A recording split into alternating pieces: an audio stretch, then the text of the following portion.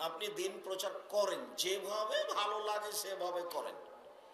বিচার তো একদিন হবেই, আর যেদিন বিচার হবে সেদিন কেউ কারো কোনো উপকার করতে পারবে না। আল ইয়াউমা লা তামলিকু নাফসুন লিনাফসিন শাইআ ওয়াল আমরু ইয়াউমাইযিন লিল্লাহ। আজ কোনো মানুষ কোনো মানুষের কোনো উপকার করতে পারবে না। একচ্ছত্র মালিকানা আমার হাতে থাকবে। আইনাল জাব্বার আইনাল মুতাকাব্বির।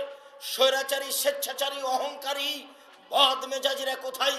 আনা মালিকুল আমলাক, আমি হচ্ছি রাজাধিরাজ। এইসব বাক্য বলে বিচার শুরু হবে। সেই দিন আপনার বিপদ হোক, এটা আমি চাই না। আপনি দিন প্রচার করেন।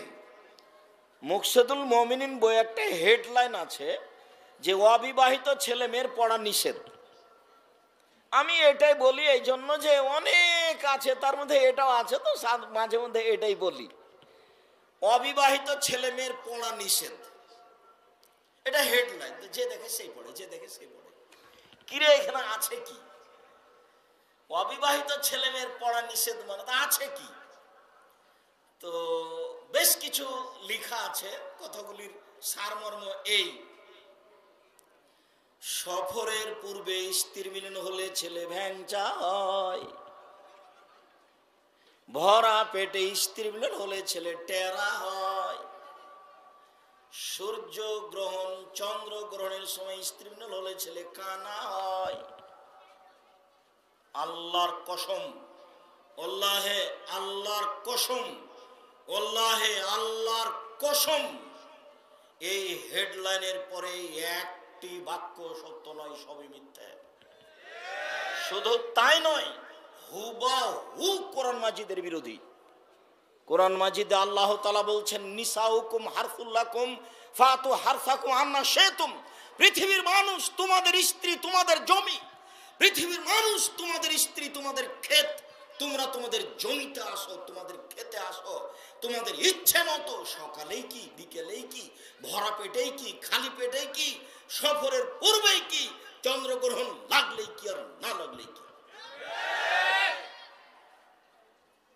আল্লাহ বলছেন তোমার স্ত্রী তোমার জমি, তুমি তোমার জমি চাষ করতে আসো তোমার ইচ্ছে মতো। সেখানে সকাল বিকাল ভরা পেট সফর, চন্দ্র সূর্য গ্রহণ নেই। ওয়ালাইকুম রাহমাতুল্লাহ। আলহামদুলিল্লাহ ওয়াহদা, আসসালাতু ওয়াসসালামু আলা মান লা নাবিয়্যা বা'দা, আম্মা বা'দ। ফাআউযু বিল্লাহি মিনাশ শাইতানির রাজীম। وإذا بشر أحدهم بالأنثى ظل وجهه مسودا وهو كظيم يتوارى من القوم من سوء ما بشر به أيمسكه على هون أم يدسه في التراب. عن المغيرة بن شعبة رضي الله تعالى عنه قال قال رسول الله صلى الله عليه وسلم إن الله حرم عقوق الأمهات وعد البنات ومنوعات رواه البخاري ومسلم। সম্মানিত উপস্থিতি, প্রশংসা আল্লাহর জন্য, শান্তি অবতীর্ণ হোক আল্লাহর রাসূলের উপর সাল্লাল্লাহু আলাইহি ওয়াসাল্লাম। এই ছেলে, বসো। তুমি ছেলে মানুষ কি করছো? বসো। এত চিৎকার করে থামাতে হবে? 10 খান মানুষ তার 13 খানে চিৎকার করে, শুধু খালি ঝামেলা। আপনারা আমার কথায় সাড়া দিবেন না। আমি কোনো পীরও নই, কোনো মুরিদও নই। অত সাড়া দেওয়া লাগবে না, অত হইচই করা লাগবে না। কণ্ঠ বন্ধ করে চুপচাপ কিছুক্ষণ এক খেয়ালে মনোযোগ সহকারে কথা শোনার চেষ্টা করুন। অনেক দূর থেকে অনেক কষ্ট করে, খুব ত্যাগ তিতিক্ষা করে এসেছি।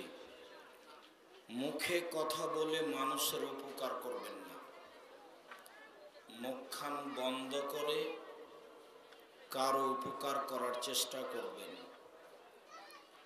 আমাকে দেখতে পান আর না পান, ফেসবুক ইউটিউবে দিনরাত পক্ষে বিপক্ষে কথা চলছে, ওখানে দেখে রেখেছেন। নতুন কিছু এখানে দেখার নেই। আর আমি নতুন কোনো রূপক কথা বলতেও পারি না। আমি বলেছি, আমার দীর্ঘ 30 বছরের জীবনে আমি কোনোদিন অপ্রয়োজনীয় কোনো বাক্য বলিনি। 90 সাল থেকে নিয়ে আজ অবধি আমি কোনোদিন কোনো মাঝহাব নিয়ে কথা বলিনি। 90 সাল থেকে নিয়ে আজ পর্যন্ত আমি কাউকে কটাক্ষ করে লক্ষ্য করে কথা বলিনি, কোনো দিন নয়। তবে আমি বলেছি এদেশের শতকরা 95 জন বক্তা মিথ্যুক। আমি বলিনি ইনি মিথ্যুক, এ কথা আমি বলিনি।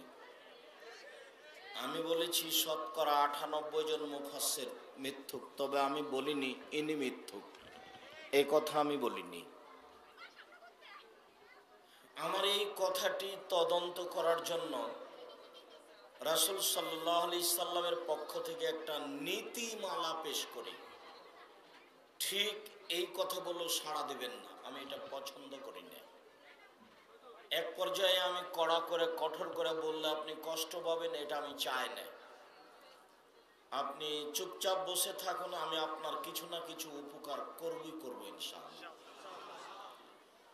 আব্দুল্লাহ ইবনে আমর রাদিয়াল্লাহু তাআলা আনহু বলেন, রাসূল সাল্লাল্লাহু আলাইহি ওয়াসাল্লাম বলেছেন, বাল্লিগু আন্নী ওয়ালা আয়া, আমার একটি কথা জানা থাকলে অন্যকে বলো। এটা আল্লাহ রাসূলের আদেশ। ধর্মীয় একটা কথা যদি আপনার জানা থাকে তাহলে আপনি আরেকজনকে বলবেন, বলতে আপনি বাধ্য। যেমন আপনার পাশে একজন বাম হাতে চা খাচ্ছে, আপনাকে বলতে হবে, আপনি বলতে বাধ্য।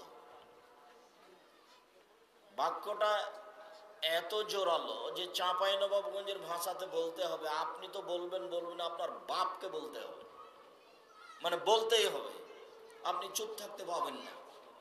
একটা লোক বাম হাতে চা খাচ্ছে, আপনি চুপ থেকে গেলেন, এটা হবে না, বলতেই হবে আপনাকে। এই কথাটা রাসূল সাল্লাল্লাহু আলাইহি ওয়াসাল্লাম আবার এইভাবে বলেছেন যে লা ইয়াকুলান্না আহাদুকুম বিশিমালিহি ওয়া লা ইয়াশরাবান্না বিহা ফাইনা শাইতান ইয়াকুলু বিশিমালিহি ওয়া ইয়াশরাবু বিহা। অবশ্যই তোমাদের কোনো ব্যক্তি যেন বাম হাতে না খায়, বাম হাতে পান না করে। কেন? শয়তান বাম হাতে খায়, শয়তান বাম হাতে পান করে। অতএব বাম হাতে খাও পান করা কাজটি শয়তানের কাজ, তোমরা ডান হাতে খাও। আয়েশা রাদিয়াল্লাহু তাআলা আনহা বলেন, ইয়াদু রাসূলিল্লাহি সাল্লাল্লাহু আলাইহি ওয়াসাল্লাম ইমনা লিতুআমিহি ওয়া তুহুরিহি, রাসূলের ডান হাতটা ছিল খাদ্যের জন্য আর পবিত্র জিনিস ব্যবহারের জন্য। ওয়া ইয়াদুহুল ইসরা, আর রাসূলের বাম হাত খান ছিল লে বাউলিহি ওয়া লিকাযারিন, পেশাব পায়খানার জন্য আর অপবিত্র জিনিসের জন্য। তো যে হাত দিয়ে পানি খরচ করা হয়, পেশাব পায়খানায় ব্যবহার করা হয়, খারাপ জিনিস ধরা হয়, সেই হাত দিয়ে খেতে হবে। মানুষ হয়ে মানুষ এত নিকৃষ্ট জীব হয়ে যাবে, এইটা আল্লাহর নবী চান না। তো আল্লাহ নবী বলেছেন, পৃথিবীর মানুষ বাল্লিগু আন্নী ওয়ালা আয়া, আমার একটি কথা জানা থাকলে অন্যকে বলো। তো কেউ বাম হাতে খাচ্ছে, তো আমাকে বলতে হবে দয়া করে ডান হাতে খান, এটা রাসূলের আদেশ। 2, ওয়াহাদ্দিসু আন বানি ইসরাইল ওয়ালা হারাজ, বানি ইসরায়েলের কাহিনী বলো, কোনো দোষ নেই। এটা আল্লাহ রাসূলের আদেশ। বানি ইসরায়েলের কাহিনী কি? হাজার হাজার বছর আগে কিছু ঘটনা ঘটেছে, সেই ঘটনাগুলি বলতে হবে। এই ছেলে, তোমরা এখানে কি করছো? দায়িত্বশীল দায়িত্বশীল লোক থাকো, নলে এখানে আর থাকলে মুখ বন্ধ করে রাখতে হবে। এরা যদি কথা বলে প্রমাণ হয়, তাহলে এখান থেকে এদেরকে সরে যেতে হবে।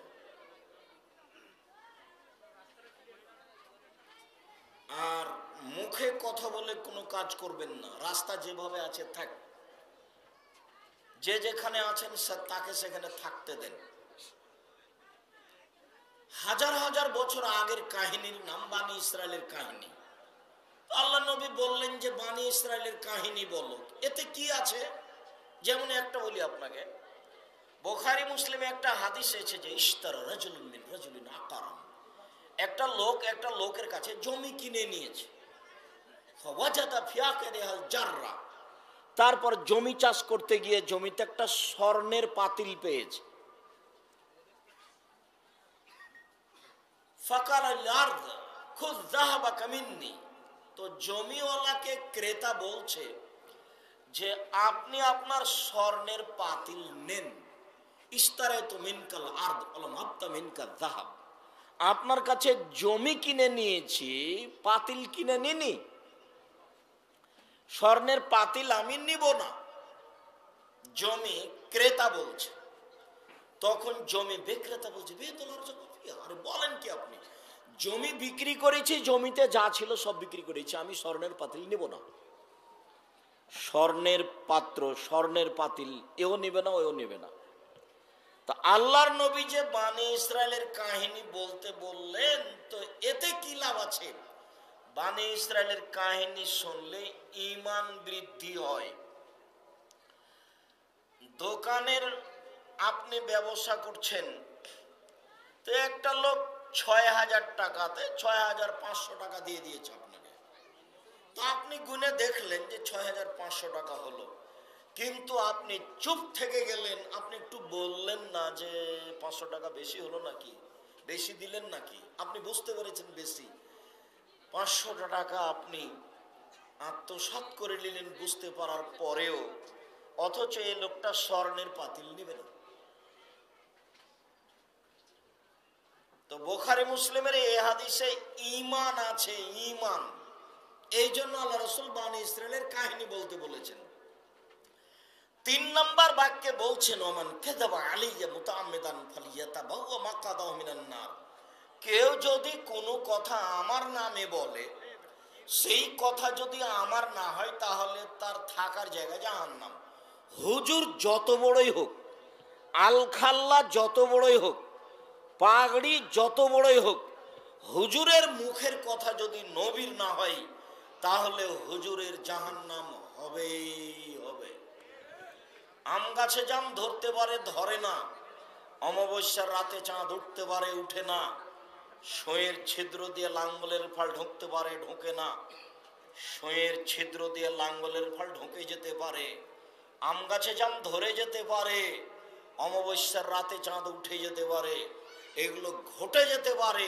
আমি যেই কথা বললাম, এতে সন্দেহ আছে বলে কিয়ামত পর্যন্ত যদি মানুষ চেষ্টা করে, সরিষা ঢোকাতে পারবে না। যা বলছি তাই থাকবে। তার নাম বুখারী মুসলিম। অর্থাৎ হুজুরের মুখের কথা যদি নবীর না হয়, তাহলে হুজুরের জাহান্নাম হবে হবে। হুজুরের বক্তব্য তাকে ঠেকাতে পারবে না, হুজুরের হজ উমরা তাকে ঠেকাতে পারবে না, হুজুরের তাসবিহ তাহলিল তাকে ঠেকাতে পারবে না। এই ছেলে,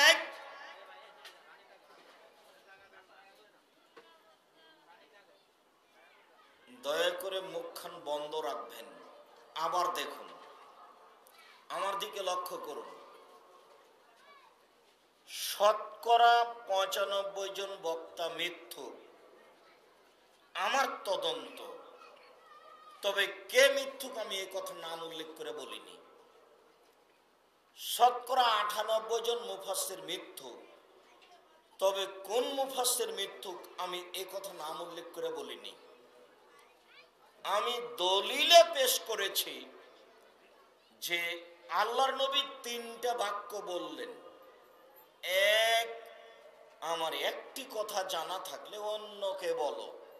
দুই, বনী ইসরাইলের কাহিনী বলো। তিন, কেউ যদি কোনো কথা আমার নামে বলে সেইটা যদি আমার না হয় তাহলে তার থাকার জায়গা জাহান্নাম। 3 নম্বর বাক্যটা আল্লাহ রাসূল কেন বললেন? 3 নম্বর বাক্যটার প্রয়োজন বুঝতে পারছি না। যদি এইভাবে আল্লাহ রাসূল বলতেন তাহলে মনে হচ্ছে যে খুব ভালো হতো। কি, আমার একটি কথা জানা থাকলে অন্যকে বলো, বনী ইসরাইলের কাহিনী বলো, তাহলে তোমরা জান্নাত পাবা। তাহলে কথাটার মিল হচ্ছে। এক, আমার একটি কথা জানা থাকলে অন্যকে বলো। দুই, বনী ইসরাইলের কাহিনী বলো। তিন, তাহলে তোমরা জান্নাত পাবা। কথাটার মিল থাকতো, কিন্তু মিল বুঝলাম না। এক, আমার একটি কথা জানা থাকলে অন্যকে বলো। দুই, বনী ইসরাইলের কাহিনী বলো। তিন, কেউ যদি কোনো কথা আমার নামে বলে সেটা যদি আমার না হয় তাহলে তার থাকার জায়গায় জাহান্নাম। তার মানে বনী ইসরাইলের কাহিনী বলো, এই কথা ঠিক, তবে কাহিনী মিথ্যা হলে তোমার জন্য জাহান্নাম বরাদ্দ আছে আগে থেকে। আমার একটি কথা জানা থাকলে অন্যকে বলো, এই কথা ঠিক, তবে তুমি যেটা মুখ দিয়ে বের করছো সেটা যদি আমার না হয় তাহলে তার থাকার জায়গা জাহান্নাম। খুব সাবধান। আল্লাহুম্মা সাল্লি আলা সাইয়্যিদিনা মাওলানা নবিয়ানা মুহাম্মদ। এইটা পড়লে কি হবে তা আমি বলছি না। আমি বলছি যে এটা নবীর না হলে আপনার কি হবে। আমি আপনাকে বলতে নিষেধ করিনি। আমি আব্দুর রাজ্জাক বিন ইউসুফ আপনাকে কষ্ট দিতেও আসিনি। আপনি দিন প্রচার করেন, যেভাবে ভালো লাগে সেভাবে করেন। বিচার তো একদিন হবেই, আর যেদিন বিচার হবে সেদিন কেউ কারো কোনো উপকার করতে পারবে না। আল ইয়াউমা লা তামলিকু নাফসুন লিনাফসিন শাইআ ওয়াল আমরু ইয়াউমাইযিন লিল্লাহ। আজ কোনো মানুষ কোনো মানুষের কোনো উপকার করতে পারবে না। একচ্ছত্র মালিকানা আমার হাতে থাকবে। আইনাল জাব্বার আইনাল মুতাকাব্বির। স্বৈরাচারী, স্বেচ্ছাচারী, অহংকারী, বদ মেজাজিরা কোথায়? আনা মালিকুল আমলাক, আমি হচ্ছি রাজাধিরাজ। এইসব বাক্য বলে বিচার শুরু হবে। সেই দিন আপনার বিপদ হোক এটা আমি চাই না। আপনি দিন প্রচার করেন। মুকসেদুল মুমিনিন বই একটা হেডলাইন আছে যে অবিবাহিত ছেলে মেয়ের পড়া নিষেধ। আমি এটাই বলি এই জন্য যে অনেক আছে, তার মধ্যে এটাও আছে, তো মাঝে মধ্যে এটাই বলি। অবিবাহিত ছেলে মেয়ের পড়া নিষেধ, এটা হেডলাইন। যে দেখে সেই পড়ে, যে দেখে সেই পড়ে। কিরে এখানে আছে কি? অবিবাহিত ছেলে মেয়ের পড়া নিষেধ মানে তা আছে কি? তো বেশ কিছু লেখা আছে, কথাগুলির সারমর্ম এই: সফরের পূর্বে স্ত্রী মিলন হলে ছেলে ভ্যাংচা হয়, ভরা পেটে স্ত্রী মিলন হলে ছেলে টেরা হয়, সূর্য গ্রহণ চন্দ্র গ্রহণের সময় স্ত্রী মিলন হলে ছেলে কানা হয়। আল্লাহর কসম, আল্লাহে আল্লাহর কসম, আল্লাহে আল্লাহর কসম, এই হেডলাইনের পরে একটি বাক্য সত্য নয়, সবই মিথ্যা। শুধু তাই নয়, হুবাহু কোরআন মাজিদের বিরোধী। কোরআন মাজিদে আল্লাহ তাআলা বলছেন, নিসাউকুম হারসুল লাকুম ফাতু হারসাকুম আন্না শিতুম। পৃথিবীর মানুষ তোমাদের স্ত্রী, তোমাদের জমি। পৃথিবীর মানুষ তোমাদের স্ত্রী, তোমাদের ক্ষেত। তোমরা তোমাদের জমিতে আসো, তোমাদের খেতে আসো, তোমাদের ইচ্ছে মতো। সকালেই কি, বিকেলেই কি, ভরা পেটেই কি, খালি পেটেই কি, সফরের পূর্বেই কি, চন্দ্রগ্রহণ লাগলেই কি আর না লাগলেই কি। আল্লাহ বলছেন তোমার স্ত্রী তোমার জমি, তুমি তোমার জমি চাষ করতে আসো তোমার ইচ্ছে মতো।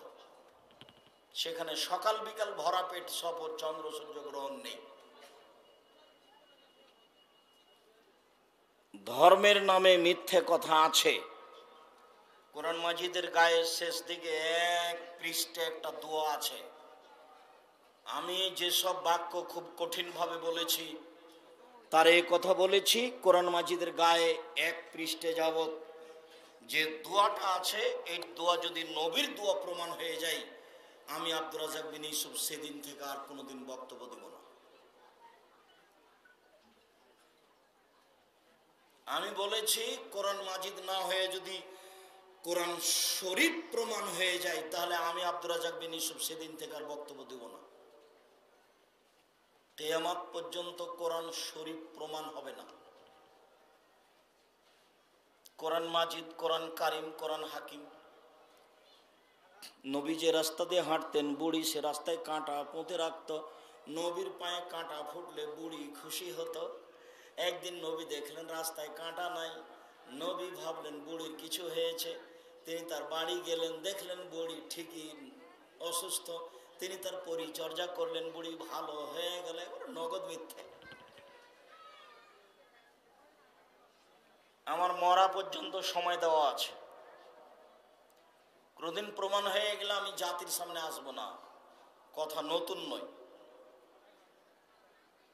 3 ফুট পর পর দাঁড়াতে হবে, এটা যদি কোনোদিন প্রমাণ হয়ে যায় শরীয়তে, তো আমি জাতির সামনে কথা বলবো না।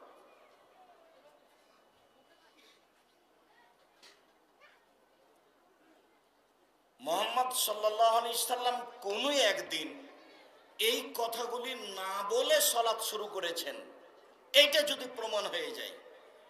আল্লাহর নবী 23 বছর জীবনে কোনো একদিন কোনো এক ওয়াক্ত এই কথাগুলি না বলে সালাত শুরু করেছেন। কাতার সোজা করুন, প্রাচীরের মতো হয়ে দাঁড়ান, ফাঁকা বন্ধ করুন। ওই যে দেখছি 2 জনের ফাঁকা দিয়ে শয়তান ঢুকছে ছাগলের বাচ্চার মতো। কাতার সোজা করুন, প্রাচীরের মতো হয়ে দাঁড়ান। মান সাদ্দা ফুরজাতান বানাল্লাহু লাহু বাইতান ফিল জান্নাহ। কেউ যদি 2 জনের ফাঁকা বন্ধ করে, তাহলে তার জন্য আল্লাহ জান্নাতে ঘর বানাবেন। 23 বছর জীবনে কোনো একদিন কোনো এক ওয়াক্ত না বলে সালাত শুরু করে দিয়েছেন। এইটা যদি প্রমাণ হয়ে যায়, তাহলে আমি আব্দুর রাজ্জাক বিন ইউসুফ আর কোনোদিন বক্তব্য দেব না। আমি জাতির সাথে ওয়াদাবদ্ধ। জাতির ক্ষতি করতে আসিনি। জাতির যদি রাস্তাঘাট করে দিতে না পারি, জাতির যদি স্কুল কলেজ করে দিতে না পারি, জাতিকে চূড়ান্ত সঠিক ধর্ম দিতে পারবো ইনশাআল্লাহ। ধর্মের ব্যাপারে জাতিকে ফাঁকি দিয়ে পরকাল হারাতে রাজি নই। সম্মানিত দিনী ভাই বোন, সূচনায় একটা কথা বলে রাখলাম, ভিড়ের কারণে বিষয় উল্লেখ না করেই কথা বলা আরম্ভ করেছি। আমার একটি কথা জানা থাকলে অন্যকে বলো। 1, 2 বানী ইসরাইলের কাহিনী বলো। 3 কেউ যদি কোনো কথা আমার নামে বলে, সেটা যদি আমার না হয়, তাহলে তার থাকার জায়গা জাহান্নাম। যেটাই আপনি বলবেন। যদি আপনি বলেন সালাম ফেরার পরে আসসালামু আলাইকুম রহমতুল্লাহ, আসসালামু আলাইকুম রহমতুল্লাহ, তার ওর মাথায় হাত দিতে হবে, দেন, ভালো কথা দেন, আমি দিতে নিষেধ করিনি। তবে আপনি যে মাথায় হাত দিতে বললেন, এইটা যদি নবী না বলে থাকেন, তাহলে আপনার কি হবে, সেইটা আমার কথা। বাল্লাগাল্লাহ বিকামালিহি কাশাফাদ্দুজা বিজামালিহি হাসানাত জামিউ খিসালিহি সাল্লু আলাইহি ওয়া আলিহি। আপনি এই দুরূদ পড়েন, আপনাকে আমি নিষেধ করিনি। আমি শিরক বলি না, বিদাত বলি না, যা মনে লাগে সেটা করেন, কিন্তু এইটা যদি নবীর না হয়, তাহলে আপনার কি হবে। হাদিস কিন্তু বুখারী মুসলিম। এইখানে এখানে একটা কোরআন মাজিদের আয়াত বলে আলোচনায় চলে যাই। আলোচনা হলো নারীদের মর্যাদা ও অধিকার। আজকের সংক্ষিপ্ত আলোচনা কি বিষয়ে? নারীদের মর্যাদা ও অধিকার, এই নিয়ে আমরা সংক্ষিপ্ত কথা বলবো। তো আমরা এই ভিড়ের কারণে, হইচইয়ের কারণে প্রসঙ্গ ছাড়াই কথা শুরু করেছি। তো এই কথার সাথে আর একটি কথা আল্লাহ তাআলা বলছেন, ইয়া আইয়ুহাল্লাযীনা আমানু, হে পৃথিবীর বিশ্বাসী মানুষ, যারা আল্লাহকে বিশ্বাস করো, নবীকে বিশ্বাস করো, পরকালকে বিশ্বাস করো, তোমরা আল্লাহকে মানো, 2 নবীকে মানো, 3 ওয়ালা তুবতিলু আমালাকুম, তোমরা তোমাদের আমলকে বাতিল করো না। এই 3 নাম্বার বাক্যের সাথে আগের 2টি বাক্যের কোনো মিল নেই। এইটা আপনাকে আমি 2-1 মিনিট বলি, কোনো দিকে লক্ষ্য করবেন না। তোমরা যারা পরে ক্যামেরা নিয়ে আসলে চলে এসেছো, আমি আর কিছু বলতে চাচ্ছি না, তবে তোমরা দ্রুত মানুষের সামনে থেকে সরে পড়ো। আর আমার ছবি এভাবে ধরতে হবে না, যারা বক্তব্য রেকর্ডিং করছে ধরছে তারাই যথেষ্ট। আমি স্বইচ্ছায় কোনো ছবি উঠাই না, আমি কাউকে উঠাতেও দিই না। যদি আপনি দেখতে পান কখন সে কিভাবে করছে তা আমার জানা নাই। 1 আল্লাহকে মেনে চলো, 2 নবীকে মেনে চলো, 3 তোমাদের আমল বাতিল করো না। 3 নাম্বার বাক্যের সাথে আগের 2টি বাক্যের কোনো মিল নেই। 3 নাম্বার বাক্যটা যদি এইভাবে হতো, 1 আল্লাহর আনুগত্য করো, 2 নবীর আনুগত্য করো, 3 তাহলে জান্নাত পাবা, তাহলে একটা ভালো মিল মনে করতাম। কিন্তু আল্লাহ এভাবে বলেননি। 1 আতিউল্লাহ, আল্লাহকে মানো, 2 আতিউর রাসূল, রাসূলকে মানো, 3 ওয়ালা তুবতিলু আমালাকুম, তোমাদের আমল বাতিল করো না। মানে আল্লাহকে মানতে গিয়ে যদি শিরক হয় তাহলে আমল বাতিল হবে, নবীকে মানতে গিয়ে যদি বিদআত হয় তাহলে আমল বাতিল হবে হবে, কাউকে বলা লাগবে না। দুনিয়াতে 2টা পাপ আছে, তার নিজস্ব ক্ষমতা আছে, মনে রাখবেন। দুনিয়াতে 2টা পাপ আছে, তার নিজস্ব ক্ষমতা আছে। অন্য পাপের এরকম নিজস্ব কোনো ক্ষমতা নেই। একটা পাপের নাম শিরক আর একটা পাপের নাম বিদআত। শিরক একটা পাপ, বিদআত একটা পাপ।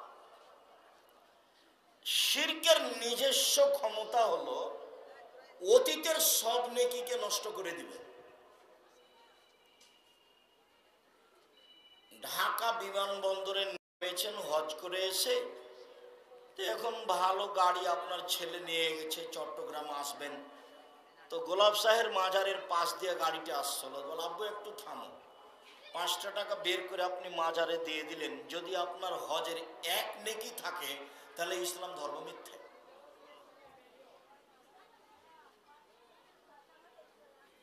শিরক করলে অতীতের নেকি নষ্ট হয়, আল্লাহ বলেছে।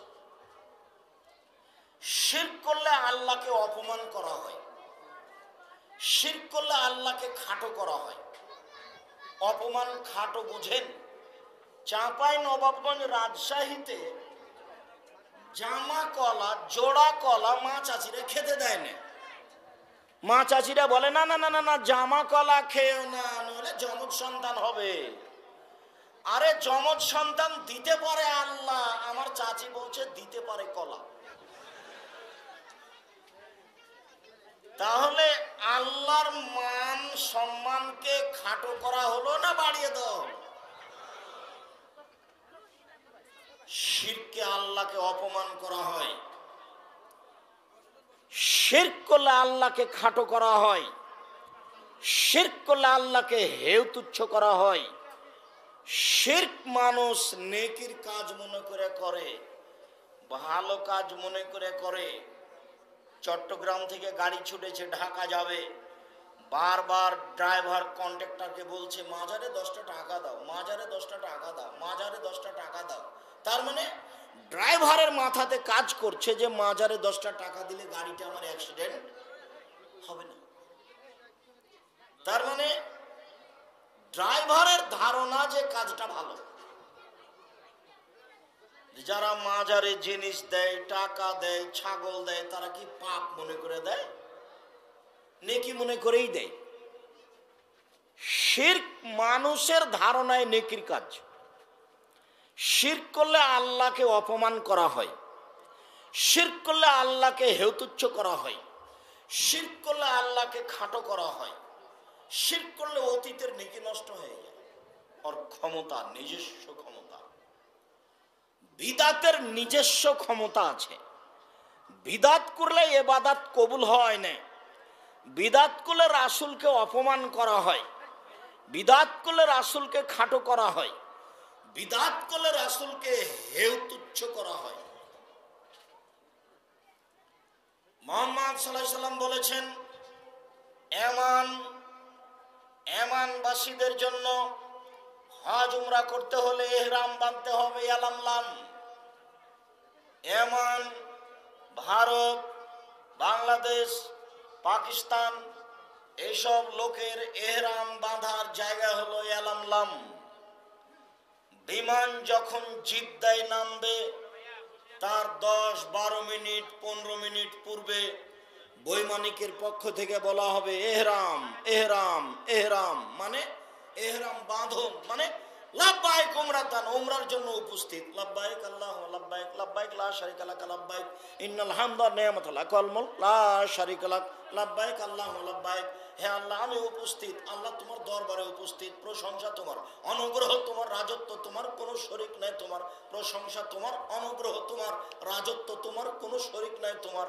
লাব্বাইক আল্লাহুম্মা লাব্বাইক, লাব্বাইক লা শারীকা লাক লাব্বাইক, ইন্নাল হামদা ওয়ান নি'মাতা লাক ওয়াল মুলক লা শারীকা লাক। তা আমিও হজের উদ্দেশ্যে ঢাকা বিমানবন্দরে না ঢুকে হাজি ক্যাম্পে ঢুকলাম। তো একজন হাজি সবাকে এই দোয়া শিখাচ্ছে আর সবাকে বলতে বলছে।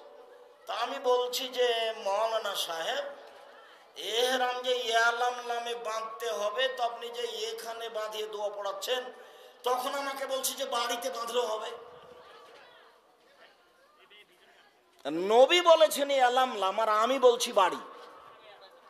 এরই নাম অপমান, এরই নাম বিদাত। হুজুরের হজ হয়নি, আবার তাকে হজ করতে হবে, এই কথাই ঠিক। কোন মায়ের বেটা জোর দিয়ে মুখের উপরে কিছু বলতে পারে, দলিল দিতে পারবে না। আল্লাহর নবী বলেছেন মানাওয়া মুহদাসান লা ইকবালু আনহু আদলু সার। কেউ যদি বিদআতকে আশ্রয় দেয় তাহলে সে তার ফরজ ইবাদত, নফল ইবাদত কোনোটাই কবুল হবে না। হাদিস বুখারী মুসলিম, বুখারী মুসলিম, আবু দাউদ, নাসাই, তিরমিজি, ইবনে মাজাহ, বাইহাকি, দারমি, দাইলামি, দারিকুতনি, মুসলিম সাহিবনা, সহিহ ইবনে হিব্বান, সহিহ ইবনে আরওনা, মুসনাদ হাকিম, মুসনাদ বাজ্জার, মুসনাদ আহমদ, মুসনাদ ইয়ালা। পৃথিবীতে যত হাদিস গ্রন্থ আছে সব হাদিসে আছে কেউ যদি বিদআত করে তাহলে তার ইবাদত কবুল হবে না। বিদআত হলো মানুষের ধারণায় নেকির কাজ। বিদআত হলো মানুষের ধারণায় নেকির কাজ। জাবের বলছেন যে আল্লাহর নবী লাকিয়া আহাদুনা সাদিকাহু আও আখাহু, আমাদের কোন ব্যক্তি তার বন্ধুর সাথে, তার ভাইয়ের সাথে সাক্ষাৎ করে, তো যখন সাক্ষাৎ করে আয়ানহানি লাহু, সাক্ষাতের সময় তার জন্য একটু নত হবে কি আসসালামু আলাইকুম এই বলে নত হবে কি? কালালা না না না না না না। আফাই আলতা যে মোহ, তাকে জড়িয়ে ধরবে কি? কালালা না না না না না। আফাই ইউকাব্বিলুহু, তাকে ধরে চুমা দিবে কি? কালালা না না না। আফাই ইয়াখুযু বিয়াদিহি ওয়াইশফিহু, তার হাতটা ধরে তার সাথে মুসাফা করবে কি? কালালা না। হ্যাঁ। আসসালামু আলাইকুম। দুইটা হাতের তালু মুখামুখি হবে, এর নাম মুসাফা। সাফন মানে হাতের তালু, দুই হাতের তালু মুখামুখি হবে, তার নাম মুসাফা। এর ব্যতীত যা কিছু হবে সবই নবীকে অপমান করা। এখন হাত বুকে দেন, আর নাহলে মুখে দেন, আর নাহলে এরকম করেন, আর নাহলে বাঁকা হন, আর নাহলে গালে চুমা দেন, আর নাহলে সিজদায় পড়ে যান, যা করবেন একটা সমর্থন নেই। আমার মরা পর্যন্ত সময় থাকলে এর কোনো বাড়বে না এর চেয়ে।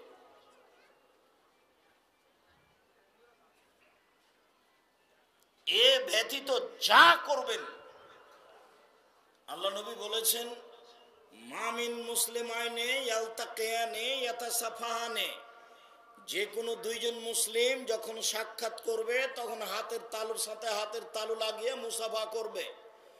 গফির আলাহুমা কাবলা ইয়াতাফাররাকা, দুই হাত পৃথক হওয়ার পূর্বে তাদের পাপ ক্ষমা। তার মানে করোনা নেই, ছোঁয়াচে রোগ নেই। তাহলে মুসাফা কেন, এত নেকি কেন? নবী কিছুই জানতেন না? ছোঁয়াচে রোগ নেই এ কথাই চূড়ান্ত। তাই তো তিনি বলেছেন দুইজন মুসাফা করবে তো পৃথক হওয়ার পূর্বে সব পাপ ক্ষমা। ম্যানেজার চেয়ারটাও সামনে রাখেনি, তো বলছি কি ব্যাপার, ব্যাংকে ঢুকে ম্যানেজার সাহেব চেয়ারটা কোথায়? বলে আর বলেন না ভাই, ওই তো সব মুসাফা করার জন্য আসে। কয়েকদিন পরে ম্যানেজার কে হয়ে গেছে। সম্মানিত দিনী ভাই বোন, করোনা যদি পৃথিবী সৃষ্টির 50,000 বছর পূর্বে লেখা থাকে তাহলে আজ ধরবে, আর যদি 50,000 বছর পূর্বে না লেখা থাকে, যাকে করোনা হয়েছে তার গায়ের উপরে যদি উঠে থাকেন তবু আপনাকে করোনা ধরবে না, এটাই তাকদীর। সম্মানিত দিনী ভাই বোন, আপনারা যে যেখানে আছেন, সূচনায় কয়েকটি গুরুত্বপূর্ণ কথা পেশ করলাম। মর্মে এটা চট্টগ্রাম, আবার শহর, আবার মাজার দিয়ে ঘেরা, আবার শিরক বেদাত দিয়ে ঘেরা। কাজেই খুব হিসাব করে একটু আমল করবেন, একটু করেন অতি জান্নাত হবে, কিন্তু বেশি করলেন রাসূলকে অপমান করা হলো, তখন চাঁপাইনবাবগঞ্জের ভাষাতে আমও গেল, ছালাও গেল, কাঁদতে কাঁদতে দুই চোখও গেল। এইরকম হয় না যেন, কম করেন। শুধু ফরজ করলে জান্নাত, শুধু ফরজ। একটা লোক এসে বলছে আল্লাহ রাসূলকে দুল্লানি আলা আমালিন, এই যে আমেল তো দাখালতুল জান্নাত, আল্লাহ নবী একটা আমলের কথা বলেন, ওটা করলে জান্নাতে চলে যাবে। তখন আল্লাহ রাসূল বলছেন আচ্ছা ঠিক আছে, 5 ওয়াক্ত ফরজ সালাত আদায় করো, 2 রমজান মাসে সিয়াম পালন করো, 3 যাকাত দাও, 4 হজ পালন করো সম্ভব হলে। তো এই কথা কয়েকটা শেষ হতেই লোকটা যাচ্ছে আর বলছে ওয়াল্লাহি লা আজদুল্লাহ হাজাল্লাহ আন কসমিনা, আল্লাহর কসম এর চেয়ে কম করব না বেশি করব না, আল্লাহর কসম এর চেয়ে কম করব না বেশিও করব না, আল্লাহর কসম এর চেয়ে কম করব না বেশিও করব না। তখন আল্লাহ রাসূল বলছেন শোনো শোনো শোনো শোনো, সঙ্গে সাথে শোনো, মান সাররাহু ইয়ানজুরা ইলা আহলিল জান্নাহ ফালয়ানজুর হাজা, কেউ যদি জান্নাতি দেখতে চায় তাহলে দেখে নিতে পারে এই যে জান্নাতি, এই যে জান্নাতি। কেউ যদি জান্নাতি দেখতে চায় তাহলে দেখে নিতে পারে এই যে জান্নাতি, এই যে জান্নাতি। ও কোনোদিন সুন্নাত পড়বে না, ও উমরা করবে না, ও নফল হজ করবে না, ও নফল সিয়াম করবে না। বলছে আল্লাহর কসম কম বেশি করব না, আল্লাহর কসম কম বেশি করব না। তার মানে অল্প যদি নেকি হয়, ঠিক পথে হয়, জান্নাত হবে। অনেক নেকি হলো, ঠিক পথে হলো না, তখন কি হবে? মাগরিবের পরে 6 রাকাত সালাতুল আওয়াবিন পড়লেন, যদি নবীর না হয়, দেখি শেষই হয় না সালাত, শেষই হয় না, খালি কি যে করছে আল্লাহই ভালো জানে। রাসূল সাল্লাল্লাহু আলাইহি সাল্লাম বললেন কেউ যদি 5 ওয়াক্ত সালাতের সাথে 12 রাকাত সুন্নাত পড়তে পারে তাহলে প্রত্যেক 12 সমান তার জন্য জান্নাতে একটা ঘর, প্রত্যেক 12 সমান তার জন্য জান্নাতে একটা ঘর। জোহরের আগে 4, পরে 2, মাগরিবের পরে 2, এশার পরে 2, ফজরের আগে 2, এই হলো 12। জোহরের আগে 4, জোহরের পরে 2, মাগরিবের পরে 2, এশার পরে 2, ফজরের আগে 2। এই হলো 12 রাকাত সুন্নাত। কে যদি পড়ে তাহলে তার জন্য জান্নাতে ঘর বানানো হবে। প্রত্যেক 12 সমান একটা, প্রত্যেক 12 সমান একটা। হাদিস সহিহ, আমি বলিনি, মুহাম্মদ সাল্লাল্লাহু আলাইহি ওয়াসাল্লাম বলেছেন। মাগরিবের পরে কে যদি 6 রাকাত পড়ে, হাদিসটা জাল, মানুষের বানানো। খুব তো পড়লেন, যদি নবীর না হয়। কষ্ট তো করলেনই, সবই গেল, চোখও গেল। কম করেন, রাসূল সাল্লাল্লাহু আলাইহি ওয়াসাল্লামের পদ্ধতিতে করেন, হোক কম, আল্লাহ রাসূলের পদ্ধতিতে করেন, অনেক লাভ আছে। সম্মানিত দ্বীনী ভাই বোন, বলছিলাম সূরা ইখলাস 3 বার পড়েন, একবার কোরআন মাজিদ পড়ার সমান নেকি। তো ফজরের পরে সূরা হাসরের 3 আয়াত ওভাবে পড়লেন কেন? ওই হাদিস তো জাল, মানুষের বানানো। ধর্মকে বিকৃত করার জন্য এই দেশের মাটিতে, পৃথিবীর মাটিতে প্রায় 3 লক্ষ জাল হাদিস আছে। আমার কাছে আছে 10,000। টাকার গায়ে লেখা আছে, চাহিবা মাত্র ইহার বাহককে দিতে বাধ্য থাকিবে। 10,000 জাল জয়ীফ হাদিস দেখাতে আমি বাধ্য থাকিব। ধর্মকে বিকৃত করার জন্য প্রায় 3 লক্ষ জাল জয়ীফ হাদিস আছে। তার মধ্যে আপনার 2-1টা মুখস্থ আপনাকে শোনাই। হুব্বুল ওয়াতান মিলান ঈমান, দেশকে ভালোবাসা ঈমানের অঙ্গ। অনেক দিন আগে ম্যাট্রিক পরীক্ষা দেওয়ার সময় মুখস্থ করেছিলেন, এ হাদিস মানুষের বানানো। ওতুলুল ইলম ওয়ালাউ কানা বিসসিন, শিক্ষার জন্য যদি চীন যেতে হয় তবুও যাও, এ হাদিস মানুষের বানানো। ফাজাইল আমল বইয়ে লেখা আছে, আদম আলাইহিস সালাম ভারত থেকে 60,000 বার হজ করতে গেছিলেন। 60,000 বার হজ করতে গেলে বয়স 60,000 বার হতে হবে, 60,000 বছর হতে হবে। বছরে একবার হজ, তাহলে আদমের বয়স কত? 60,000 বছর। এমন ভাবে কথা বলছে, একবারই বেখাপ্পা, কোনো মিলই নাই। কিভাবে যে কি করলো, একটা আয়াত পড়ে 2 ঘন্টা বক্তব্য দিল। রংপুর, দিনাজপুর, লালমোহাট, নীলফামারী, কুড়িগ্রাম, পঞ্চগড়, ঠাকুরগাঁ, চট্টগ্রাম, বান্দরবন, খাগড়াছড়ি, এভাবে বলতে বলতে বলছে যে আরো 3 ঘন্টা লাগবে, আজকার হলো না। এটা হলো তাফসীর। এই ভাবি আছে। আপনি বেশি আগে বেড়ে কিছু বলিয়েন না, ঠান্ডা হন, নরম হন, ভালো হবে। মহান আল্লাহ বলেন, ইয়া আইয়ুহাল্লাযীনা আমানু, হে বিশ্বাসীগণ, তোমরা আল্লাহকে মেনে চলো, নবীকে মেনে চলো, তোমাদের আমল বাতিল করো না। নবীকে মানতে 19-20 হলে আমল বাতিল হবে, আল্লাহকে মানতে 19-20 হলে আমল বাতিল হবে। আল্লাহকে মানতে 19-20 মানে শিরক, নবীকে মানতে 19-20 মানে বিদআত। দুটাই মানুষের ধারণায় নেকির কাজ। আল্লাহর নবী বলেছেন, মান তাআল্লাকা তামিম ফাকাদ আশরাকা, কেউ যদি তাবিজ গলায়, কোমরে, হাতে, বাহুতে ঝুলায় তাহলে সে শিরক করলো।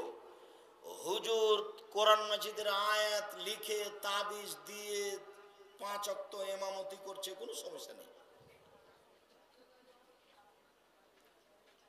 অথচ আল্লাহ রাসূল বলছেন, কেউ যদি মাদুলি ঝুলায় তাহলে তা শিরক করলো। রাসূলুল্লাহ সাল্লাল্লাহু আলাইহি ওয়াসাল্লাম বেয়াদি হালকা। আল্লাহ রাসূল একদিন একটা লোকের হাতে একটা তামার বালা দেখে বলছেন, না হাজি এটা কি? তখন লোকটি বলছে, হাজি মিনাল ওয়াহিনা, আমার শরীরে দুর্বলতা আছে, শরীরটা কেমন কেমন করে, এই জন্য বালা হাতে দিয়েছি। তখন আল্লাহ রাসূল বলছেন, ইনজিহা, এটা খুলে ফেলো।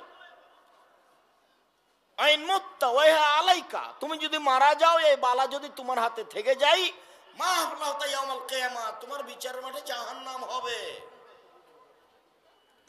অষ্টাধাতুর আংটি হাতে থেকে মারা গেলে জাহান্নাম হবে। বালা, তামার বালা, রাবার, সুতা, কোমরে, মাজায়, হাতে, গলায়, এসব জায়গায় ঘড়ি জাতীয় বালা হাতে থাকে যদি, সুবিধা মনে করে দিয়েছে, তাহলে বিনিময় জাহান্নাম তাহাজ্জুদ পড়লেও। কথা ঠিক ওইরকম। রাসূল সাল্লাল্লাহু আলাইহি ওয়াসাল্লাম বলেছেন 3 শ্রেণীর মানুষ জাহান্নামে যাবে। প্রায় বক্তব্যে বলা আছে 3 শ্রেণীর মানুষ জাহান্নামে যাবে। তার 1 শ্রেণীর মানুষ মদমিনুল খামর, যারা নিয়মিত বিড়ি, তামাক, জর্দা, সিগারেট, গুল, নেশাদার দ্রব্য খায়, পান করে, তারা জাহান্নামে যাবে। যেই হুজুর জর্দা খায় তিনি জায়েজ বলেননি, তিনি বলেছেন মাকরু। মাকরু জানেন, মাকরু এটা আরবি শব্দ, মাকরু মানে খারাপ। তো হুজুর খারাপ খায় আমাদের ইমামতি করে? হুজুর খারাপ খায় আমাদের ইমামতি করেন, এটা কেমন হলো? মাকরু নয়, হারাম। বিড়ি, তামাক, জর্দা, সিগারেট, গুল, নেশাদার দ্রব্য কেউ যদি খায় 40 দিন আল্লাহকে নিজের দিকে করতে পারবে না। কেউ যদি খায় তাহলে 40 দিন তার ইবাদত কবুল হবে না। আব্দুর রাজ্জাক সাহেব, বিড়ি, জর্দা, সিগারেট, মদ এর প্রমাণ আপনার কাছে কি? আল্লাহর নবী বলেছেন মাসকারা কাসিরুহু ফাকালিলুহু হারাম। যে জিনিস বেশি খেলে বিবেকের ক্ষতি হবে তার কমও হারাম। এই একটি বাক্য কিয়ামত পর্যন্ত হারাম জিনিসকে হারাম প্রমাণ করার জন্য যথেষ্ট। 250 জর্দা এখন একজন মানুষকে খাওয়িয়ে দেন, বা হাফ কেজি, তারপর দেখেন তার বিবেকের ক্ষতি হয় কিনা। হাফ কেজি জর্দা খেয়ে যদি বিবেকের ক্ষতি হয় তাহলে জর্দার একটা কণাও হারাম। আমি খাই জর্দা, সেই জন্য আমি মাকরু বলেছি, তবে আমি জায়েজ বলিনি। হুজুর খারাপ জিনিস খেয়ে আমাদের ইমামতি করেন। 2, আর রাজলাতু মিনান নিসায়ে, পুরুষের বেশধারী নারী, যারা পুরুষের জুতা স্যান্ডেল পরে, যারা পুরুষের শার্ট প্যান্ট পরে, যারা পুরুষের পোশাক পরে, তারা জান্নাতে যাবে না। হজ করলেও নয়, তাহাজ্জুদ পড়লেও নয়। যেসব নারী পুরুষের পোশাক পরে, পুরুষের জুতা স্যান্ডেল ভিন্ন, মহিলার জুতা স্যান্ডেল ভিন্ন, পুরুষের জামা কাপড় ভিন্ন, মহিলার জামা কাপড় ভিন্ন, কেউ যদি পুরুষের পোশাক পরে তাহলে ও জাহান্নামে যাবে। এ কথা রাসূল সাল্লাল্লাহু আলাইহি ওয়াসাল্লাম বলেন, আমি বলিনি। 3, অদায়ুস, যে তার বাড়িতে বেহায়াইর সুযোগ দিয়েছে সে হলো দায়ুস। মুরব্বী 3 চিল্লায় লন্ডন গেছে আর বেটি চট্টগ্রাম বিশ্ববিদ্যালয়ে পড়ে, মদ খোরের সাথে ঘুরে কত গল্প করে তা আপনার নজরে আছে। আর উনি ওখানে তাসবি টিপছেন। উনি তাসবি দিয়ে জান্নাত কিনতে চান, আর মেয়ে প্রেম দিয়ে জাহান্নাম কিনতে চায়। দুইটা মুখোমুখি আছে। ধর্মকে পাগল মনে করিয়েন না। ধর্ম রাজশাহী চাঁপাইনবাবগঞ্জের হাওয়াই লাড্ডু নয়। ধর্ম একটা নীতির নাম। এই ছেলে, কারো গায়ে হাত লাগিয়ে থাকবে না। তুমি এক খেলে আমার দিকে চেয়ে থাকো। ধর্ম কোনো খেল তামাশার জিনিস নয়। মসজিদে ঢুকলে আল্লাহুম্মা ফতাহলি আবওয়াবা রাহমাতিক বলতে হয়। বিছানে শুইতে গেলে আল্লাহুম্মা বিসমিকা মুতওয়াহিয়া বলতে হয়। পেশাব পায়খানায় গেলে আল্লাহুম্মা ইন্নী আউযু বিকা মিনাল খুবুস ওয়াল খাবাইস বলতে হয়। পশু জবাই করলে বিসমিল্লাহ আল্লাহু আকবার বলতে হয়। লিফটে উঠে উপর দিকে যেতে থাকলে আল্লাহু আকবার বলতে হয়।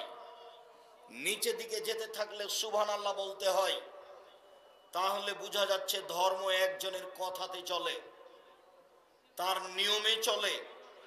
একটাই দোয়া যদি পেশাব করার সময় বলি, ওই দোয়াই যদি মসজিদে ঢোকার সময় বলি, ওই দোয়াই যদি বিছানে শোয়ার সময় বলি, ওই দোয়াই যদি লিফটে উপরে যেতে বলি, তাহলে চলবে না। কেন?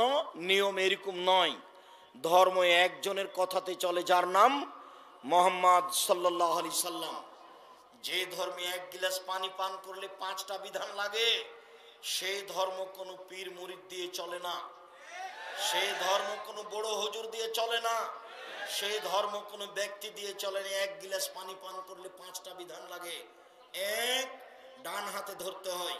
2, বিসমিল্লাহ বলতে হয়। 3 শ্বাসে পান করতে হয়।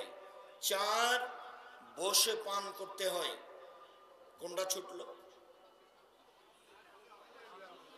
আলহামদুলিল্লাহ। পান শেষে আলহামদুলিল্লাহ বলতে হয়।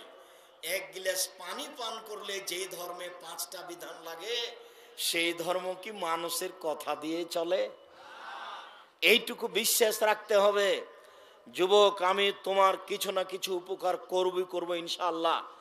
তুমি কথাকে মূল্যায়ন করার চেষ্টা করো, বক্তব্যের সাথে মুনাফিকি করার চেষ্টা করিও না। আমি তোমার জন্য এসেছি মুরব্বী, আমি আপনার জন্য এসেছি খুব কষ্ট করে। আমি নিজস্ব কোনো স্বার্থে আসিনি। আমার জীবনে এক পা আমি কোনোদিন স্বার্থে ফেলিনি। 90 সাল থেকে নিয়ে এখন পর্যন্ত কেউ যদি প্রমাণ করতে পারে আব্দুর রাজ্জাক সাহেব একদিন আমার কাছে পথ খরচ পাথেয় চেয়েছিল, এই দীর্ঘ 30 বছরে আমি কোনোদিন কারো কাছে পথ খরচ পাথেয় চেয়েছি, এটা প্রমাণ হয়ে গেলে আমি জাতির সামনে কথা বলবো না।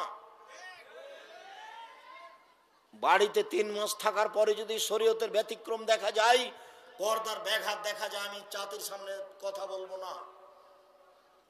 হারাম রুজি ভক্ষণ করি এমন কিছু প্রমাণ হয়ে গেলে আমি জাতির সামনে কথা বলবো না। আমার একাধিক দিনের কথা, জাতিকে ফাঁকি দিতে আসেনি। অতএব মুরব্বী, আপনার কাছে বিনীত অনুরোধ, রাগ না করে কথা মেনে চলার চেষ্টা করুন। যুবক, তুমি বক্তব্যের সাথে মুনাফিকি করো না, তুমি বক্তব্যকে মূল্যায়ন করার চেষ্টা করো। তোমাকে আমি প্রেমের গল্প করতে, মোবাইলে মেয়ের সাথে কথা বলতে নিষেধ করেছি। তোমাকে আরো বলেছি, শোনো, তুমি যদি আজকে প্রেমের গল্প বন্ধ করতে পারো, যে কোনো বিপদ থেকে আল্লাহ তোমাকে রক্ষা করবে। হাদিস বুখারী মুসলিম। তুমি যদি আজ থেকে এই জেনার কথা কর্ম বন্ধ করতে পারো, তাহলে আল্লাহ তোমাকে যে কোনো বিপদ থেকে বাঁচাবে। প্রমাণ ওই যে 3 জন লোক গর্তে আটকা পড়েছিল, তার একজন বলল আমি আমার বাপ মাকে ভালোবাসি, একজন বলল যে আমি একটা লোককে কাজে নিয়েছিলাম, টাকা দিতে চাইলাম, নিল না, চলে গেল। ওর টাকা দিয়ে আমি ছাগল গরুকে অনেক করলাম, একদিন এসে বলছে আমাকে টাকা দেন আমার একদিনের কাজের। আমি বললাম ছাগল সব নিয়ে যাও। তা আমাকে বলছে মজাক করবেন না, একদিনের টাকা দেন। আরে যাও, তোমাকে মজাক করিনি, সব নিয়ে যাও। তা আমি এই কাজটা ভালো কাজ করেছি, আমাকে বাঁচাতে হবে গর্ত থেকে। আরেকজন বলছে আমার চাচাতো বোনের সাথে চুক্তি হয়েছিল, আমি যদি 100টা স্বর্ণ মুদ্রা দিতে পারি তাহলে সে আমার সাথে জেনায় লিপ্ত হবে। তা আমি হাড় ভাঙা পরিশ্রম করে 100টা স্বর্ণ মুদ্রা নিয়ে উপস্থিত হলাম। আমি জেনায় বসেছি, জেনা করব। তখন আমার চাচাতো বোন বলছে আব্দুল্লাহ ইত্তাকিল্লাহ, এ আল্লাহর বান্দা, আল্লাহকে ভয় কর রে। বলার সাথে সাথে আমি উঠে গেছি, তো তুমি আমাকে বিপদ থেকে বাঁচাও। তা আল্লাহ বলছেন যে তোমাকে বিপদ থেকে বাঁচালাম। যুবক, তুমি যদি এই প্রেমের গল্প বন্ধ করতে পারো, তাহলে পৃথিবীর যে কোনো বিপদ থেকে তুমি বেঁচে যাওয়া। হাদিস বুখারী মুসলিম। তুমি শুনে রেখো, তুমি যদি আল্লাহর ভয়ে এই কাজ বন্ধ করতে পারো, তাহলে বিচার মাঠে 8 শ্রেণীর মানুষ বিশেষ ছায়াতলে থাকবে, তার মধ্যে তুমিও থাকবে। 7 শ্রেণীর মানুষ। এক শ্রেণীর হচ্ছে কোন সুন্দরী সম্ভ্রান্ত পরিবারের যুবতী মেয়ে জেনার দাওয়াত দিল, তখন তুমি বললে এনে আখা পড়লা, আমি আল্লাহর ভয় করি। তুমি বিচার মাঠে বিশেষ ছায়াতলে থাকবা, এ কথা আল্লাহর নবী বলেন। হাদিস বুখারী মুসলিম। তোমার সাথে যদি কোনো মেয়ে এরকম কথা বলে, তাহলে তুমি উত্তরে বলবে আমি আল্লাহকে ভয় করি, আমি তোমার সাথে কথা বলতে চাই না। এর বিনিময় হলো জান্নাত। সকল পুরুষ নারীকে বলছি, আপনি যদি অশ্লীল, অপছন্দ, অন্যায়, খারাপ কাজ ছেড়ে দিতে পারেন, তাহলে আল্লাহ বলেছেন আমি তাকে জান্নাতুল মাওয়া দিব। অনহান নাফসা আনিল হাওয়া ফাইনাল জান্নাতা হিয়াল মাওয়া। যে ব্যক্তি নিজেকে অশ্লীল, অপছন্দ কাজ থেকে বিরত রাখবে, আমি আল্লাহ তাকে জান্নাতুল মাওয়া দিব। যুবক, বক্তব্যকে মেনে চলার চেষ্টা করো। উপস্থিত বৈঠকের দিনী মুসলিম বোন, মাইকের আওয়াজ যত দূর পর্যন্ত যাচ্ছে, সকল দিনী বোনকে বক্তব্য মূল্যায়ন করার জন্য আন্তরিকভাবে অনুরোধ জানাচ্ছি। সম্মানিত দিনী ভাই বোন, মহান আল্লাহ বলেন, ওয়াইদা বুশরা আহাদুহুম বিল উনসা যাল্লা ওয়াজহুহু মুসওয়াদ্দান। হাজার হাজার বছর পূর্বে, জাহেলিয়াতের যুগে, ইসলাম আসার পূর্বে যদি কারো মেয়ে সন্তান জন্ম নিত, তাহলে বাপের মুখ কালো হয়ে যেত। মেয়ে মানে বিপদ। বাপে চিন্তা করত, অপমান অবস্থায় মেয়েকে রেখে দিব,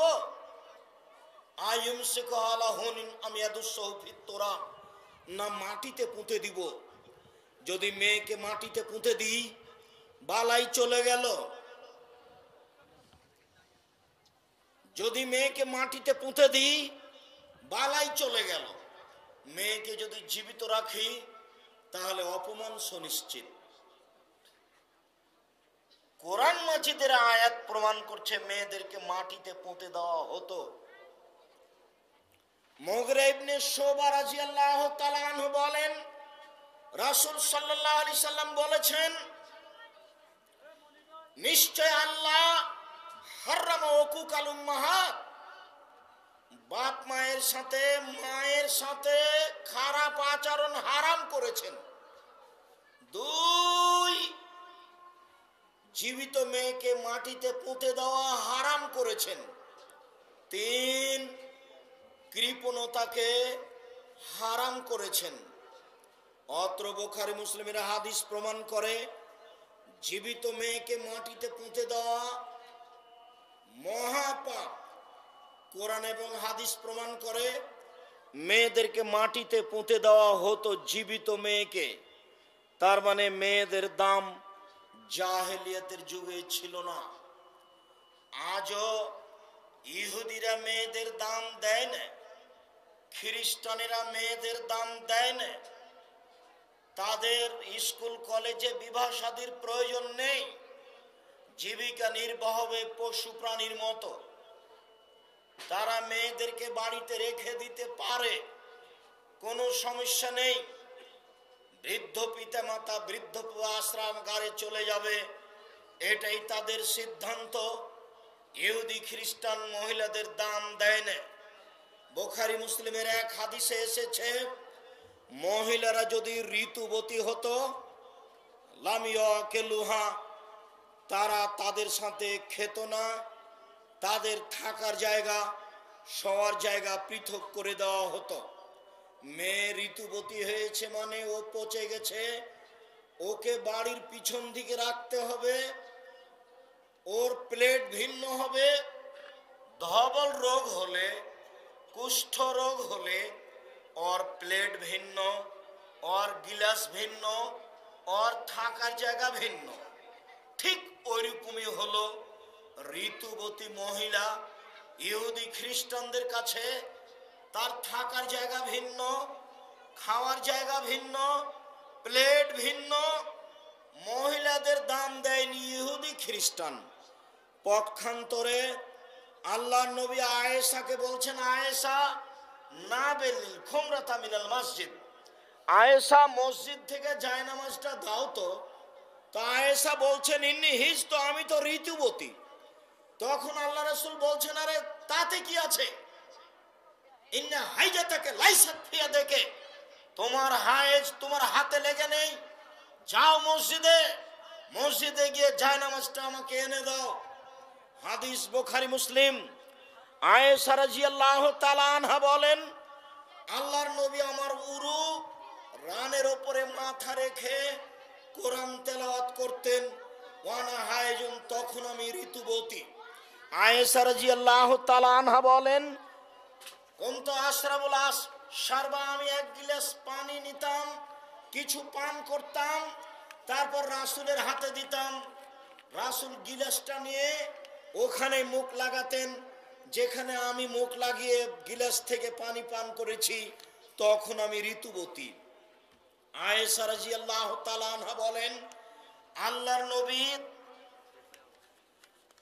রমজান শেষে ইতিকাফে বসেছেন, আমি ঋতুবতী মহিলা, মাথাটা আমার দিকে আগিয়ে দিলেন, আমি মাথা ধুয়ে দিলাম, মাথার চুল চিরুনি করে দিলাম, তখন আমি ঋতুবতী। আয়েশা রাদিয়াল্লাহু তাআলা আনহা বলেন, একটি চাদরের অর্ধেক আমার গায়ে, অর্ধেক রাসূলের গায়ে। রাসূল নামাজ সালাত আদায় করেন, আমি তখন ঋতুবতী। ইহুদি খ্রিস্টান বলছে ঋতুবতী হয়েছে মানে পচে গেছে, ওকে বাইরে রাখো।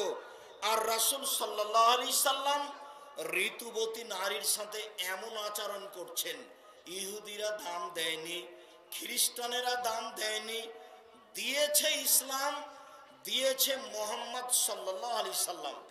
কি তাদের দাম দিয়েছেন আল্লাহর নবী, তা আপনাকে বাস্তবে বুঝাতে অক্ষম। আজও হিন্দুরা মেয়েদেরকে জমি দেয় না, তারা বাপের জমি পাবে না, বিবাহের দিন যা দিল দিল। অথচ আল্লাহ বলেছেন বাপের জমি মেয়ে পাবে 1 ভাগ, ছেলে পাবে 2 ভাগ। কেউ যদি বলে আব্দুর রাজাক সাহেব এখানে তো একটু বেইনসাফ মনে হচ্ছে, সমান সমান হলেই তো হতো, ও তো বাপের বেটা, এ তো বাপের বেটি, তো সমান সমান নয় কেন? সমান সমানই আছে, বুঝতে ভুল করেছেন। আপনি পেয়েছেন 2 ভাগ, আর আপনার বউ স্ত্রী নিয়ে এসেছেন 1 ভাগ, এই যে হলো 3 ভাগ। আপনার বোন নিয়েছেন 1 ভাগ, আর আপনার দুলা ভাই ভগ্নিপতি নিয়েছে 2 ভাগ, এই যে দেখেন তাদের হলো 3 ভাগ। তো সবই তো ঠিকই আছে।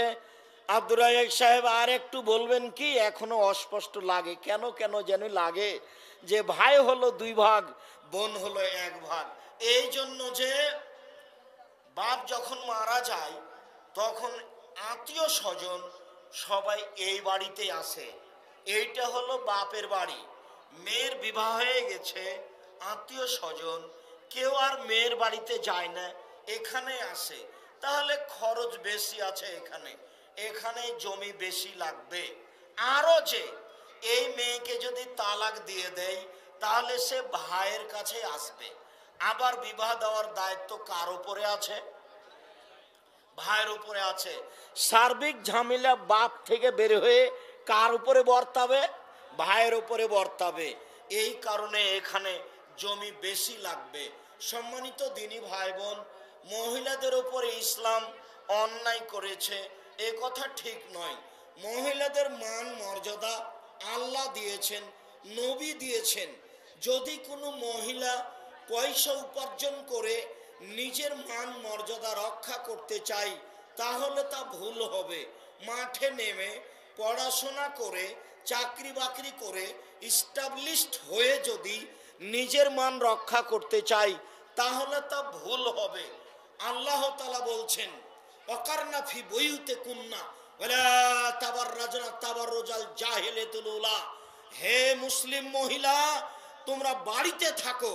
বন্যতার যুগে, বর্বরতার যুগে, অসভ্যতার যুগে নারীরা যেভাবে প্রদর্শনে দিয়ে চলতো সেভাবে চলতে পাবা না। হাট বাজারে ঘুরে পয়সা ইনকাম করে পুরুষের সাথে চলে কোনো মহিলাই তার মান সম্মান রক্ষা করতে পারে না, অসম্ভব। বাড়িতে থেকেই তার মান সম্মান রক্ষা করতে পারে। মহান আল্লাহ বলেন ইয়া আইয়ুহান নবী কুল্লি আজওয়াজিকা ওয়া বানাতিকা ওয়া নিসাইল মুমিনিন, হে নবী আপনি আপনার স্ত্রীদেরকে, মেয়েদেরকে বলে দেন তারা যখন বাড়ি থেকে বের হবে তখন ইসলামী পোশাক পরে, চাদর গায়ে দিয়ে, মোটা পোশাক পরে বাড়ি থেকে বের হবে। শেষ ভাষণে মুহাম্মদ সাল্লাল্লাহু আলাইহি সাল্লাম বললেন, পৃথিবীর মানুষ, ফাত্তাকুল্লাহ ফিন্নিসায়ে, মহিলাদের ব্যাপারে তোমরা আল্লাহকে ভয় করো। ইন্নাকুম আখাযতুমুহুন্না বিকালিমাতিল্লাহ, আল্লাহর কালেমায় তোমরা মহিলাদেরকে বাড়িতে নিয়ে এসেছো, তার আদেশে তার লজ্জা স্থানকে বৈধ করেছো। তোমাদের উপরে রয়েছে রিজকুহুন্না ওয়া কিসওয়াতুহুন্না, তাদের থাকার দায়িত্ব তোমাদের উপরে, তাদের খাওয়ার দায়িত্ব তোমাদের উপরে। আমি বিদায় হজের শেষ ভাষণে পৃথিবীবাসীকে বলে যাচ্ছি, মহিলাদের খাওয়ার থাকার জিম্মেদারি তোমাদের পুরুষদের উপরে, মহিলাদের পোশাক পাতির জিম্মেদারি তোমাদের পুরুষদের উপরে। বুখারী মুসলিম। অতএব কোন মহিলা গার্মেন্টসে চাকরি করে টাকা ইনকাম করে নিজের মর্যাদা রক্ষা করবে, ব্যাংকে চাকরি করে, কলেজ বিশ্ববিদ্যালয়ে চাকরি করে, অফিস আদালতে চাকরি করে নিজের মর্যাদা রক্ষা করবে, এই সিদ্ধান্ত ভুল। এটাই জাহেলিয়াত, এটাই বন্যতার যুগ, এটাই বর্বরতার যুগ, এটাই অসভ্যতার যুগ। মাটিতে মেয়েকে পুঁতে দেওয়ার দিন আবার চলে এসেছে। তাই তো সেই দিন লোকটি বলল, সকালে খবর নেই আম্মু কেমন আছো, বিকালে খবর নেই আম্মু কেমন আছো, আম্মু একটু অসুবিধা হলে আমাকে বলিও, টাকা পাঠাবো, হোটেলে গিয়ে খেয়ে নিও আম্মু।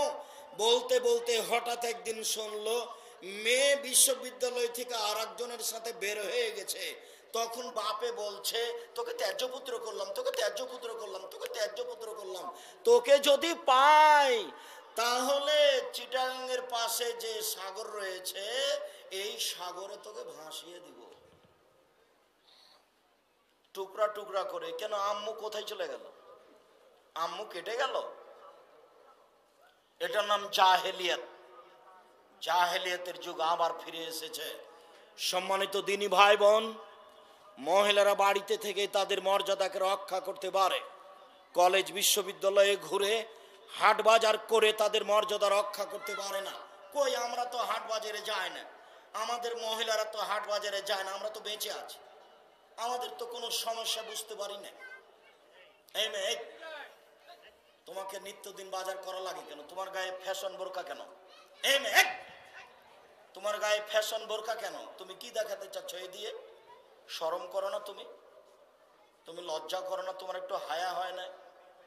আব্দুর রাজ্জাক সাহেব, আমাদের অপমান করবেন না। আপনাকে অপমান করিনি, আপনাকে তো আয়েশার মতো মনে করি, খাদিজার মতো মনে করি।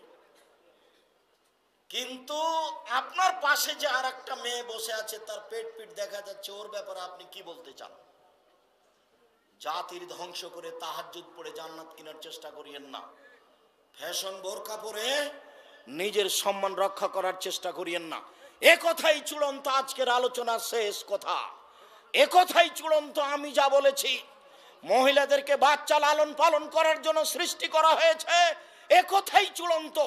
স্বামীর সেবা, স্বামীকে শান্তি তৃপ্তি দেওয়ার জন্য মহিলাদেরকে সৃষ্টি করা হয়েছে, এ কথাই চূড়ান্ত। আমি বলিনি। মহান আল্লাহ বলেন, আমিন আয়াতিহি আন খালাকা লাকুম মিন আনফুসিকুম আজওয়াজান লিতাসকুনু ইলাইহা, তোমাদের মধ্য থেকে তোমাদের স্ত্রীদেরকে সৃষ্টি করা হয়েছে যাতে করে তোমরা তোমাদের স্ত্রীদের কাছে শান্তি তৃপ্তি পাও। স্ত্রীদেরকে সৃষ্টি করা হয়েছে স্বামীর শান্তি তৃপ্তির জন্য। আমি বলিনি, এ কথা আল্লাহ তাআলা বলেছেন। স্বামী বাড়িতে এসেছে, স্ত্রী ব্যাংকে গেছে, রাত 9টার সময়তে এসেছে, ম্যানেজারের অনেক ধাক্কা খেয়ে, তবুও নাকি শান্তিপূর্ণ জীবন বলে হিসাবে। মেয়েদেরকে বাচ্চা দেওয়ার জন্যই সৃষ্টি করা হয়েছে, এই কথাই ঠিক। আল্লাহ বলছেন, পুরুষ তোমরা তোমাদের জমিতে আসো তোমাদের ইচ্ছে মতো, তোমাদের স্ত্রী তোমাদের জমি, এখানে শস্য উৎপাদন করতে হবে, ছেলে মেয়ে উৎপাদন করতে হবে। আল্লাহ তাআলা নারীদেরকে সৃষ্টি করেছেন ছেলে মেয়ে উৎপাদন লালন পালনের জন্য আর স্বামী সেবার জন্য। এ কথাই চূড়ান্ত। অফিস আদালতের জন্য নয়, দেশ পরিচালনার জন্য নয়, কোর্ট কাছারির জন্য নয়, ব্যাংকের জন্য নয়, স্কুল কলেজের জন্য নয়, হাট বাজার করার জন্য নয়। কেউ যদি বলে থাকে তাহলে তার কথা কিয়ামত পর্যন্ত মিথ্যা হবে, এই কথাই চূড়ান্ত। সব কিছু করবে পুরুষ, মহিলা বাড়িতে থেকে স্বামীর সম্মান করবে, স্বামীর সেবা করবে, স্বামীকে শান্তি তৃপ্তি দিবে, বাচ্চা লালন পালন করবে। এটাই তাদের মর্যাদা, এটাই তাদের অধিকার, এটাই তাদের সম্মান। আল্লাহ যেটা দিয়েছেন সেটা করলে সম্মান পেয়ে যাবে, মর্যাদা পেয়ে যাবে। আর যদি আল্লাহর আদেশকে অমান্য করে তাহলে মর্যাদা উপার্জন করার, সম্মান অর্জন করার কোনো পথঘাট হবে না। আবার জাহেলিয়াত ফিরে এসেছে, যে জাহেলিয়াতের যুগে মেয়েদেরকে মাটিতে পুঁতে দেওয়া হতো, আবার জাহেলিয়াত ফিরে এসেছে। বাপ মেয়েকে যদি এখন পায় তাহলে তাকে জবে করে টুকরা টুকরা করে সাগরে ভাসিয়ে দিবে। বাপ একটু ভালোবাসা দেখাবে না। একটু আগে শতবার এই মুখে বাপ বলছিল আম্মু আম্মু, এই বলতে বলতে চট করে বাপ মুখের শব্দ পাল্টে দিয়েছে, এরই নাম পরিস্থিতি। সেই সময়ে মেয়েদের উপরে ভালোবাসা বাপের ছিল না এ কথা নয়, পরিস্থিতি বাপকে বাধ্য করেছে মেয়েকে মাটিতে পুঁতে দিতে। এখন পরিস্থিতি বাধ্য করছে বাপকে মেয়েকে টুকরা টুকরা করে বস্তায় ভর্তি করে সাগরে ভাসিয়ে দিতে। এর নাম জাহেলিয়াত। যেদিন নারীরা নিজের মর্যাদা রক্ষা করার জন্য আল্লাহর কথা মানবে, নবীর কথা মানবে, যেই দিন সমাজের দায়িত্বশীলেরা, যেই দিন পুরুষেরা নিজ স্ত্রী নিজ মেয়েকে দিয়ে যে উদ্দেশ্যে আল্লাহ সৃষ্টি করেছেন সেই উদ্দেশ্য নেওয়ার জন্য চেষ্টা করবে, সেদিনই মহিলারা তাদের মান মর্যাদা রক্ষা করতে পারে। রাসূলের আদেশকে অমান্য করে, আল্লাহর আদেশকে অমান্য করে কোনো মহিলা কোনোদিন তাদের সম্মান রক্ষা করতে পারে না, জান্নাত পেতে পারে না। অতএব মহিলাদেরকে জাহান্নাম থেকে বাঁচাতে হলে আপনাকে আমাকে সবাকে সোচ্চার হতে হবে, তাদের উপার্জন থেকে ফিরিয়ে নিয়ে আসতে হবে। আপনার উপার্জনই যথেষ্ট। যদি আপনার ভাগ্যে লেখা থাকে ভিক্ষা করে খাওয়া, আপনি যদি বেতন পান 2 লক্ষ আর আপনার স্ত্রী যদি বেতন পায় 2 লক্ষ 4 লক্ষ, তবুও 10 বছর পরে দেখা যাবে যে ভিক্ষের ঝুলি টাকা নেই। এই ছেলেটা ফুটপাতে কাপড় বিক্রি করত, একটা কাপড়ের দাম ছিল 200, ও বিক্রি করেছে 2000-এ। খুব ফুর্তি, বউয়ের সাথে গল্প করছে, কাজ হয়ে গেছে, আরে 2000 টাকা, 200 টাকার জিনিস। 3 মাস পরে দেখছেন দোকানটাই নাই। কাউকে বলা লাগবে না, ক্ষতি এমনিতে নেমে আসবে। আল্লাহ তুমি সর্বশক্তিমান, তুমি সব কিছু করতে পারো, তোমার উপরে আমরা ভরসা রাখি। রাতের অংশে তোমার কাছে আমরা দাবি জানাচ্ছি, আমাদের চট্টগ্রামের পুরুষ নারী বিশেষ করে এখানে যারা উপস্থিত হয়েছে, তুমি তাদেরকে তোমার রাসূলের পদ্ধতি অনুযায়ী চলার তৌফিক দান করো। সম্মানিত দিনী ভাই বোন, আপনারা জানেন জামিয়া সালাফিয়া ডাঙ্গিপাড়া পবা রাজশাহী, জামিয়া সালাফিয়া রূপগঞ্জ নারায়ণগঞ্জ ঢাকার কথা, আপনারা জানেন বাইতুল হাম জামে মসজিদের কথা। এ দেশে সবচেয়ে সঠিক আকীদার বড় মসজিদ বাইতুল হাম জামে মসজিদ। আর একটা এরকমই বড় মসজিদ রূপগঞ্জ নারায়ণগঞ্জে তৈরি হবে। চট্টগ্রাম আমরা ভাবছি সময়ের গতিতে এই প্রতিষ্ঠানের জন্য দোয়া করবেন, এই প্রতিষ্ঠানের জন্য, এই মসজিদের জন্য দানের হাত প্রশস্ত করবেন। সকলের জন্য কল্যাণ কামনা করি। যারা এই ব্যবস্থা তৈরি করেছে তাদের কল্যাণ কামনা করি। যারা আমাদের মারা গেছে তাদের জন্য আমরা বলি আল্লাহ তুমি তাদের কবরের শাস্তি মাফ করো। আমরা যারা অসুস্থ বাড়িতে হাসপাতালে তুমি তাদের আরোগ্য দান করো।